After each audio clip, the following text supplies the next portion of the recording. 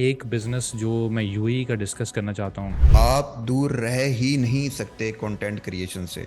अच्छा, टिकटॉक पे इतनी दुनिया क्यों आ गई?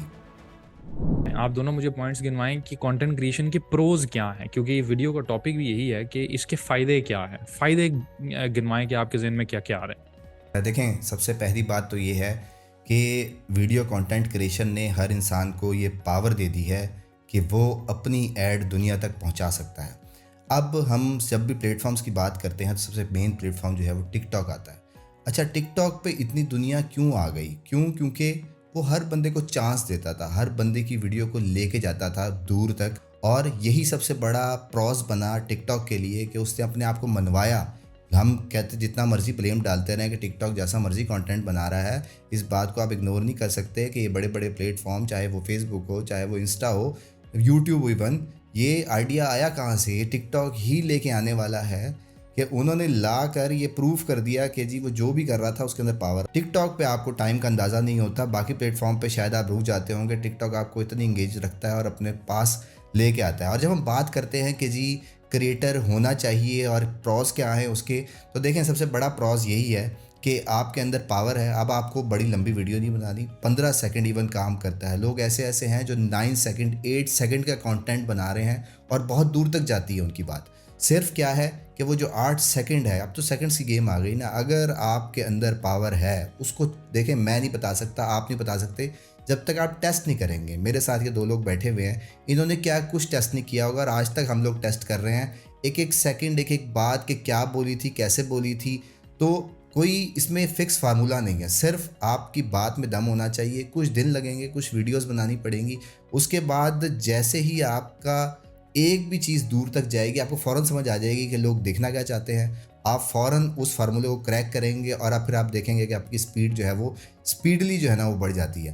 तो मेन चीज़ ये है कि अगर आप ऑनलाइन फील्ड में हैं, ठीक है, वेल एंड गुड। अगर आप ऑफलाइन फील्ड में भी हैं इवन, तो फिर भी आपको ये कंटेंट क्रिएशन पे आना है। आप कोई सर्विसेज से रिलेटेड हैं, आज नहीं भी हैं, जब आपकी बात दूर तक जाएगी आप खुद ही कैलकुलेट करेंगे, उसको जोड़ने की कोशिश करेंगे किसी प्रोडक्ट के साथ, और इसी तरह ही बिजनेसेस बनते हैं। और ऐसी बहुत सारे एग्जांपल हैं आसपास हमारे, जिन्होंने सिर्फ पार्ट टाइम शुरू किया था, वो कुछ और काम करते थे और फिर यूट्यूब ने, इवन ये कंटेंट जितने भी प्लेटफॉर्म्स हैं, उन्होंने ऐसा बूस्ट किया उनके बिज़नेस को कि उन्होंने कभी सोचा भी नहीं था कि ऐसी फ्री मार्केटिंग उनको मिलेगी जो ये टीवी की प्रमोशन को भी छोड़ जाएगी और उनके बिज़नेस को जो है वो चार चांद लगा देंगी।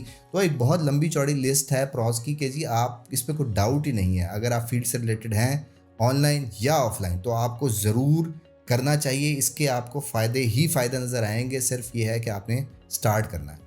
जी देखिए, साकिब भाई। प्रोज इसके जो है ना वो बहुत ज़्यादा है। मैं आपको एक एग्जांपल देता हूँ, प्रैक्टिकल एग्जांपल से समझाता हूँ कि आप दूर रह ही नहीं सकते कंटेंट क्रिएशन से।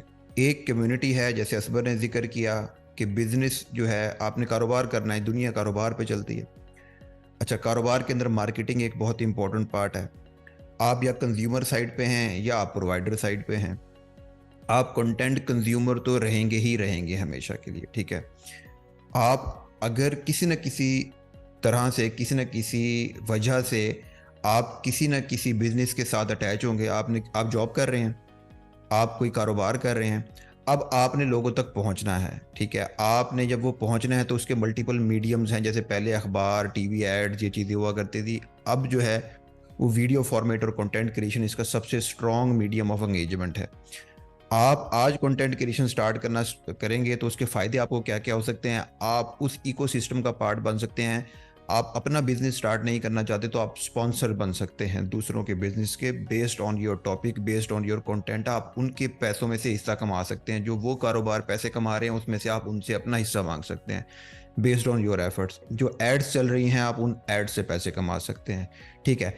आप अपनी ऑडियंस के अंदर मल्टीपल सर्विसेज दे सकते हैं। देखें, दो ही किस्म के बिजनेस दुनिया में एग्जिस्ट करते हैं, या प्रोडक्ट बेस्ड बिजनेस या सर्विसेज बेस्ड बिजनेस, ठीक है। तो आप सर्विसेज दे सकते हैं, आप अपनी प्रोडक्ट सेल कर सकते हैं, दूसरों की प्रोडक्ट प्रमोट कर सकते हैं, एड से पैसे कमा सकते हैं। तो ये सारे जो है ना, ये इसके प्रोज हैं। बिल्कुल जी, मैं आप लोगों की बात से एग्री करता हूँ। मेरे पास दो चार एग्जांपल्स हैं, मैं वो कोट कर दूँ। एक तो शायद आपने नाम सुना हो, छोटे भाई बड़े भाई, एक वो यूएई में हैं लोग, उन्होंने अपना बिजनेस को इससे फर्दर ग्रो किया। और बहुत सारे बिजनेसेस हैं जो इसमें आ गए हैं। एक बिजनेस जो मैं यूएई का डिस्कस करना चाहता हूँ, उसका नाम है brands for less. Brands for less already $multi-million business था, मगर उसका जो फाउंडर था उसको अंदाज़ा हुआ कि कंटेंट क्रिएशन आजकल बड़ी ज़रूरी है, तो उसने अपने नाम से चैनल बनाया टिकटॉक का। वो खुद कंटेंट क्रिएशन करता है और माशाल्लाह उससे उसके ब्रांड को बहुत ज़बरदस्त सिग्निफिकेंट ग्रोथ मिली है। आप एक और नाम ले लें, डेन्यू प्रॉपर्टीज़, वो बिलियनियर है, डॉलर बिलियनियर है, रिजवान साजन। वो बल्कि मुझे टिकटॉक पे फॉलो भी करते हैं। वो बिलियनियर हैं, मगर उन्होंने अपना अकाउंट बनाया टिकटॉक पे, वो वीडियोस बनाते हैं और उससे उनको बहुत ज़्यादा एक्सपोजर मिला। बहुत सारी सेलिब्रिटीज़ उनसे उनकी वीडियो को वो करती हैं। तो कहने का मकसद ये है कि बिजनेसेस अब इसको लेकर चल रहे हैं, तो चाहे आप बिल्कुल जैसे इन्होंने बोला कि आप चाहे ऑनलाइन है ऑफलाइन है, आपको ये करना पड़ेगा। अच्छा, अब रिसेंटली एक और एग्जांपल मैं देता हूँ कि यहाँ पे एक मीडिया एजेंसी है जिन्होंने पार्टनरशिप की है एक रियल एस्टेट एजेंसी से, जिनका कॉन्ट्रैक्ट अब ये यूनिक कॉन्ट्रैक्ट है कि जैसे पहले आप एक कॉल सेंटर बनाया करते थे कि उसमें यूजर्स बैठ के कॉल किया करेंगे। तो फॉर एग्जांपल आपने 10 लोग हायर कर लिए और वो आपको कॉल करते हैं कस्टमर्स को और उनको पिच करते हैं। अब आप जानते हैं कि कॉल्स करना इरिटेटिंग भी हो जाता है और लोग सुनते भी नहीं है। तो अब उन्होंने क्या किया, उन्होंने पार्टनरशिप की है कि कॉल सेंटर कोई नहीं होगा, एक हॉल होगा जिसमें कंटेंट क्रिएटर्स होंगे बस। तो जो आपके सेल्स पर्सन हैं वो बेसिकली कंटेंट क्रिएटर्स हैं। वो करेंगे क्या, वो कंटेंट क्रिएट करेंगे, लोगों को नॉलेज प्रोवाइड करेंगे। तो उन्होंने एक नया कंसेप्ट इंट्रोड्यूस कराया है कि एक रियल स्टेट कंपनी अपने कॉल सेंटर खत्म कर रही है या उसके कोई कॉल सेंटर नहीं है। All they are doing is only content creation and getting sales from there, so which is very unique.